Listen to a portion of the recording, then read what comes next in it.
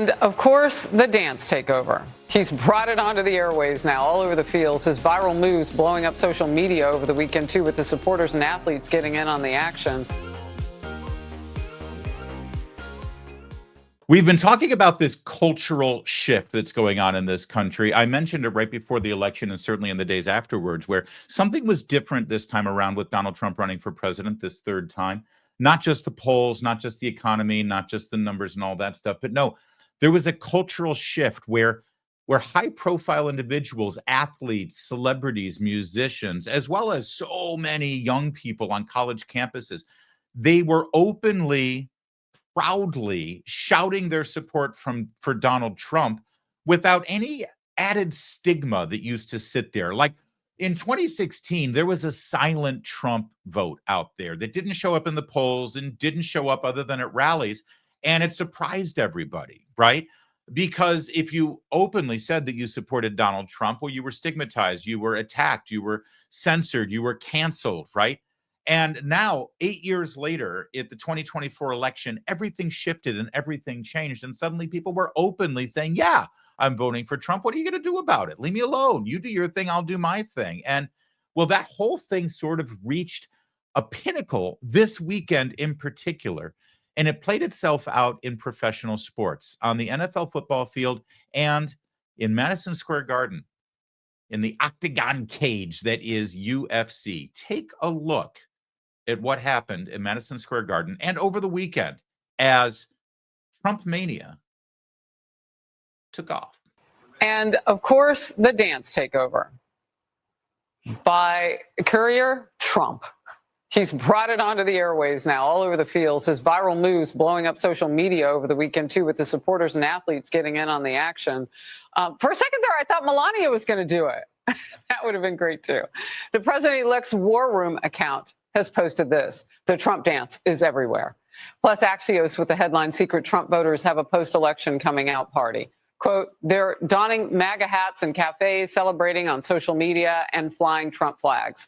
His supporters in deep blue cities and states are no longer keeping it a secret to themselves. Trump improved on his 2020 margins in nearly every state, including in the most big blue cities like New York, Los Angeles, and Chicago.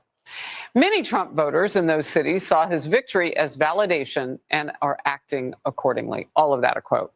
Trump is now the first Republican president to ever surpass 76 million popular votes. Yeah, and there's safety in numbers, and that's one of the reasons why you're seeing people sort of openly, brazenly wearing their MAGA love on their sleeve, on their heads, and also, well, on their entire bodies with dance moves like this. Touchdown dances in the NFL, and there were some of them in college as well. I mean, you can feel it, right? I mean, when you're watching a game and suddenly a football player jumps up and performs this way, or the UFC heavyweight champion there who did the dance, and then, as you saw in the previous clip, handed over his championship belt to Donald Trump. It's significant. Let's take a look at these players individually. Brock Bowers for Las Vegas Raiders, who, by the way, is on my fantasy football team. Just FYI. Ridley over there at the Titans. I'm just happy the Titans scored a touchdown. And then, of course, my beloved Lions, after a sack, added the golf swing to the proceedings. Even metric football. Yeah, that's right. Football. The soccer players were doing it as well. And as we mentioned, at the UFC.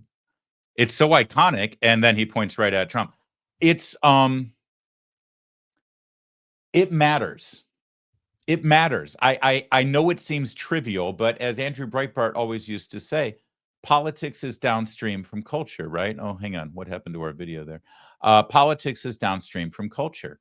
And when you have this kind of presentation in popular sports, I assure you more people watch the NFL than watch CNN or the Sunday morning shows, right? You know, oh, did you hear what JD Vance said on Meet the Press? Well, no, who cares? Tell me what happened in the Lions game or in the Jaguars game. This is actually a much more important aspect of mainstreaming of basic normative conservative thought and a new way of approaching politics.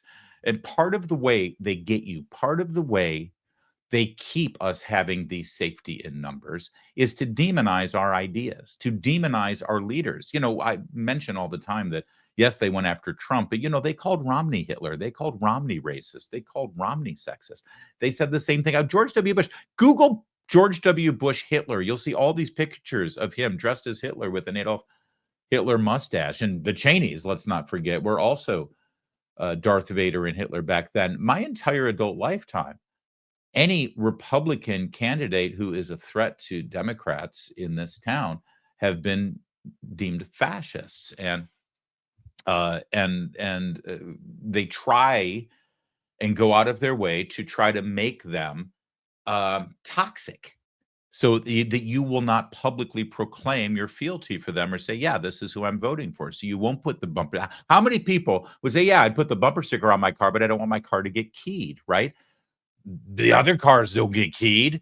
How many times do you sit behind at a red light, a car that has like 28 different bumper stickers, from Obama to Bernie Sanders to Hillary Clinton to Joe Biden to going all the way back to Al Gore and Joe Lieberman? They don't take those bumper stickers off, right? This is what they do. Those cars never get keyed. But as soon as they can no longer demonize you, as soon as they can no longer make it toxic for you to just be who you are and believe what you believe, then they've lost. They've lost so much. And then the boulder starts rolling down the hill way faster than they know. And so when you see this happening in popular culture and in sports, that's a game changer. And meanwhile, all they want to do is talk about not just how toxic Trump voters are, but how toxic Trump and the cabinet is. That's what they're going to continue to try to do, but it's falling on deaf ears now. I will believe it when I see it. Yeah. I mean, and it really looks like ancient Rome here. This is sort of the conquering Republican Caesar who's going into the Colosseum and everyone's cheering, and he's got his political gladiators with him. That appearance isn't just about him enjoying the applause.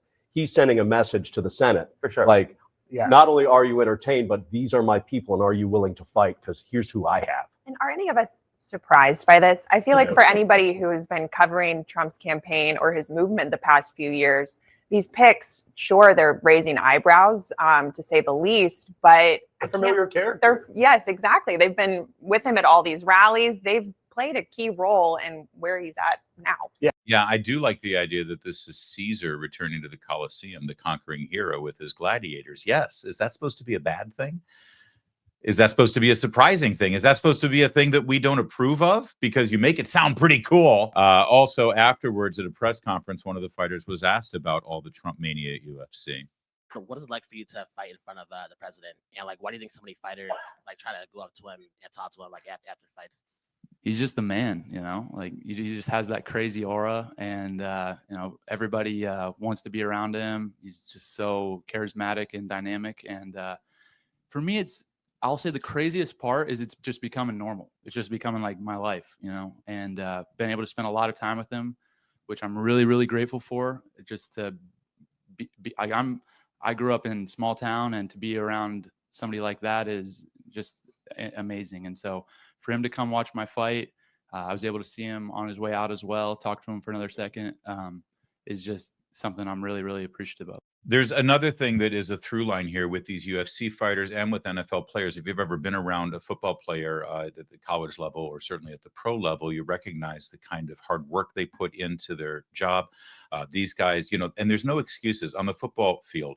If you screw up and you miss your assignment, everybody knows it.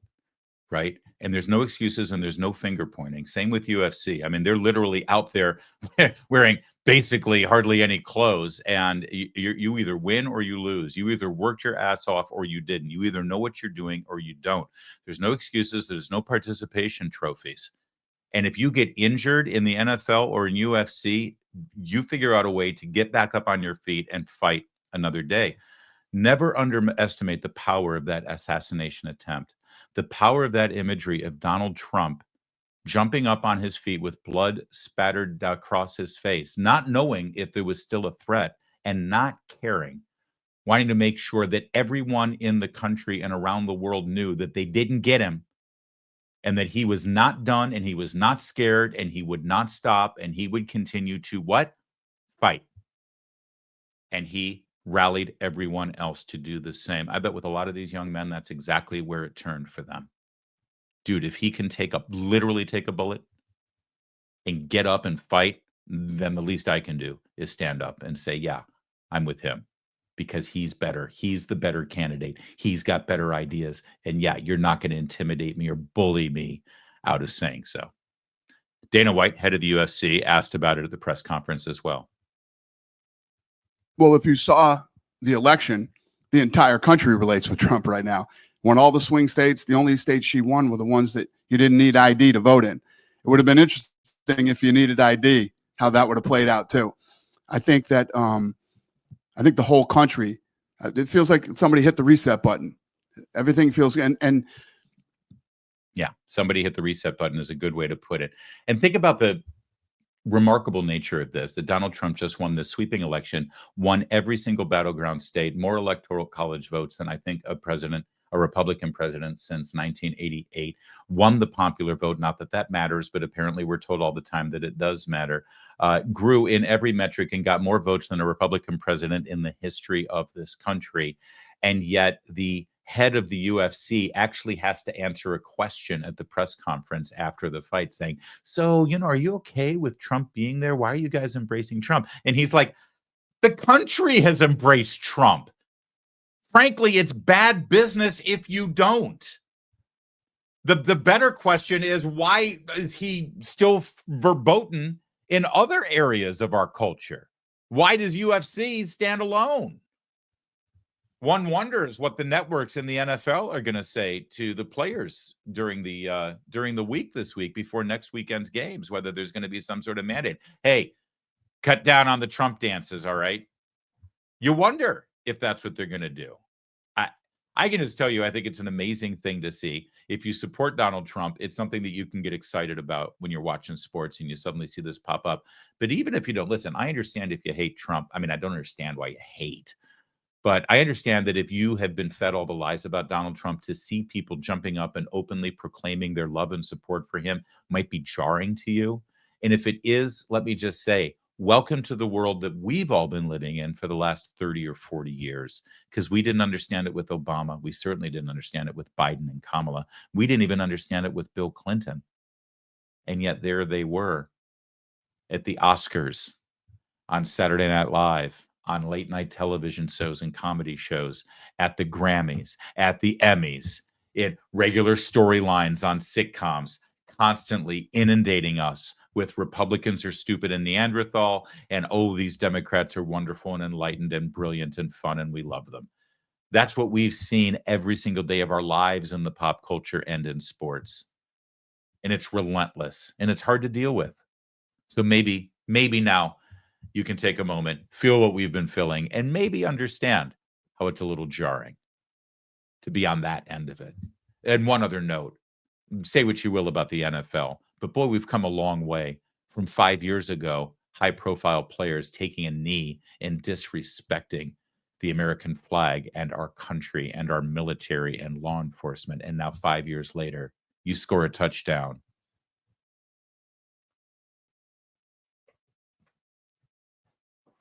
Yeah, we've definitely come a long way. For those of us holding our breath for the past several months, we can exhale. Work can finally be done on the major issues this country is facing. One of the most significant is our national debt.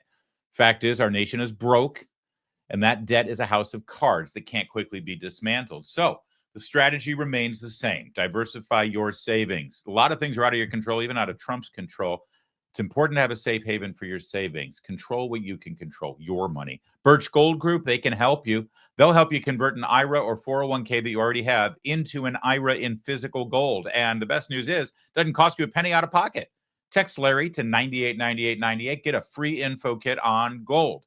And right now, through Black Friday, you'll receive a free 1-ounce silver eagle for every $5,000 purchase. That's cool. Diversify your savings with Birch Gold. Text Larry, Larry, to 989898. Claim your eligibility for free silver today.